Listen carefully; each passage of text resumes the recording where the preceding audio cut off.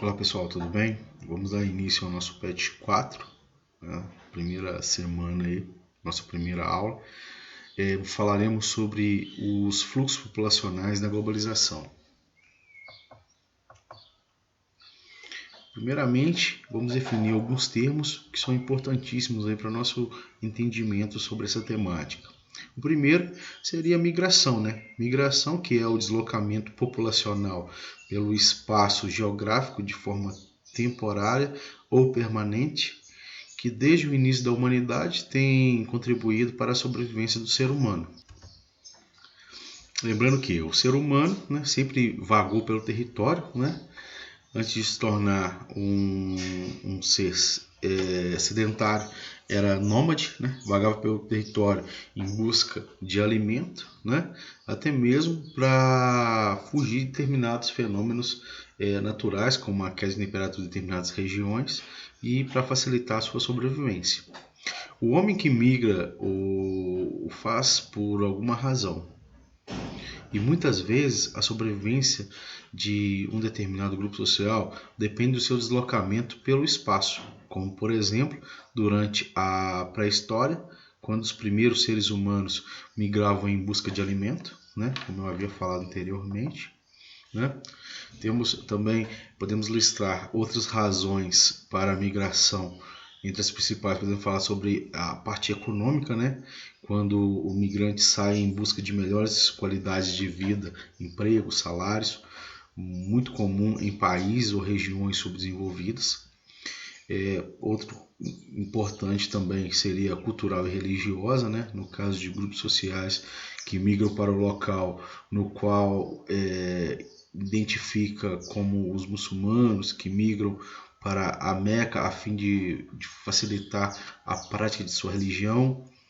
Temos também a parte política, né? Ocorre com bastante frequência durante crises políticas, guerras, ditaduras, nas quais vários contingentes políticos migram de forma livre ou forçada para evitar os problemas de seu país. Exemplo disso atualmente são os refugiados sírios que deixaram seu país para fugir da guerra civil, que já dura por quase 3 anos e contabilizam mais de 130 mil mortos.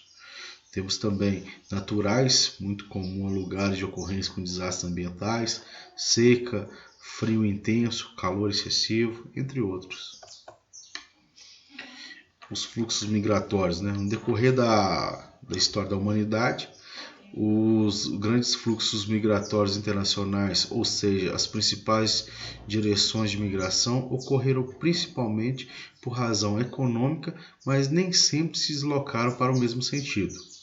Para se ter uma ideia, entre o século XVI até as primeiras décadas do século XX, o principal movimento migratório internacional ocorria da Europa para outras regiões do globo, já que os países europeus foram os grandes responsáveis pela colonização da América, África e Ásia, né? No decorrer do século XX, o fluxo migratório passou a ser muito maior no sentido contrário, saindo de países subdesenvolvidos para os países desenvolvidos da Europa e principalmente para os Estados Unidos e Canadá, que têm recebido muitos migrantes de várias partes do mundo, até mesmo da Europa, ou então de países mais pobres para países vizinhos que possuem economias mais estáveis. No caso, os migrantes aproveitam que a entrada nesses países é facilitada por possuírem menos barreiras burocráticas e migram em busca de melhores condições de vida. Mudança dos fluxos migratórios. Essa mudança nos fluxos migratórios inicialmente foi bem recebida pelos países desenvolvidos, já que com grande desenvolvimento econômico e industrial, eles necessitavam de mão de obra barata e sujeitasse também a exercer tarefas mais pesadas. Mas, com o passar do tempo, houve uma intensa mecanização no processo produtivo, diminuindo a necessidade de trabalhadores desqualificados. Com isso, muitos imigrantes perderam seus empregos e passaram a contribuir para o aumento dos problemas sociais, como desemprego, miséria e violência. Para tentar controlar a entrada de imigrantes e os problemas ocasionados pela grande reserva de trabalhadores desqualificados, vários países do mundo, principalmente os países da Europa Ocidental, Estados Unidos, Canadá e outros, endureceram suas políticas relacionadas à migração. Mas essas medidas não se mostraram eficazes, pois se tornou crescente o número de imigrantes que entram nesses países ilegalmente e, por não possuírem visto, não podem trabalhar em trabalhos formais. Outros desafios provocados pelas migrações que os países envolvidos precisam lidar é o preconceito e a intolerância que faz parte da sua população possui uma relação com os migrantes, já que, por serem culpabilizados pelos problemas sociais e ainda possuírem hábitos e manifestações culturais distintas, muitas vezes são alvo de atitudes de preconceito ou intolerância. Assim, podemos falar também sobre o racismo e a xenofobia. A xenofobia é uma palavra que soa muito forte. É um tipo de preconceito caracterizado pela aversão, hostilidade, repúdio ou ódio a estrangeiros, que pode estar fundamentado em fatores históricos, culturais, religiosos, entre outros.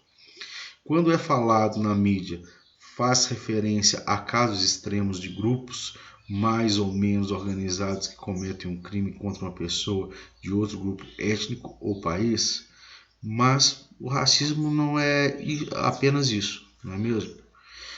Temos vários exemplos ali de fatos e reportagens que vivenciamos no nosso dia a dia, onde podemos analisar como o preconceito está presente na sociedade brasileira e fora do Brasil também.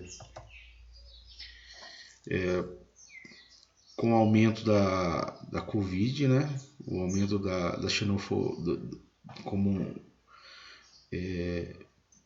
o aumento da xenofobia e o racismo nesse ano, principalmente, né, tendo em vista que o Covid-19, né, teve início em Wuhan, né, uma província chinesa, e apesar dos inúmeros mecanismos internacionais voltados à cura do vírus, insultos racistas e xenofóbicos contra os asiáticos ascendem dentre as mais diversas sociedades.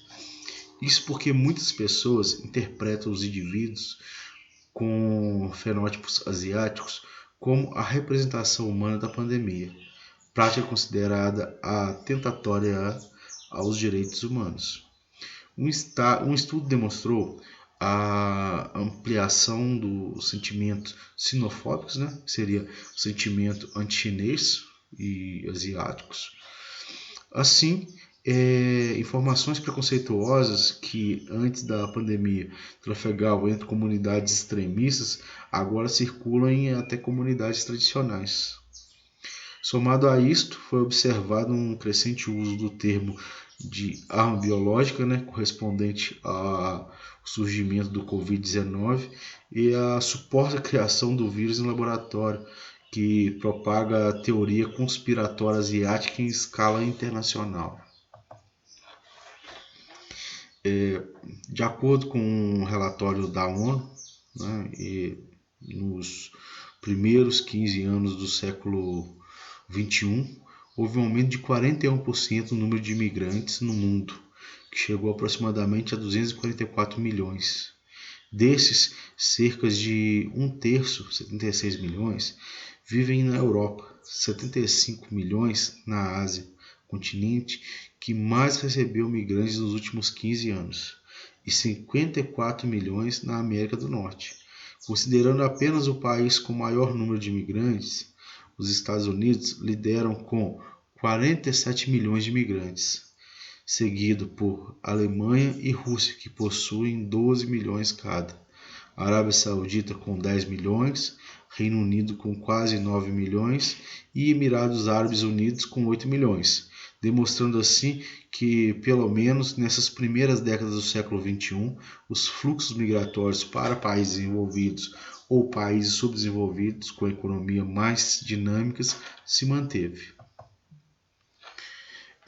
Dessa maneira, é de extrema urgência que diversos países do globo rechacem sentimentos ultrapassados, né? Avançando a igualdade entre os indivíduos.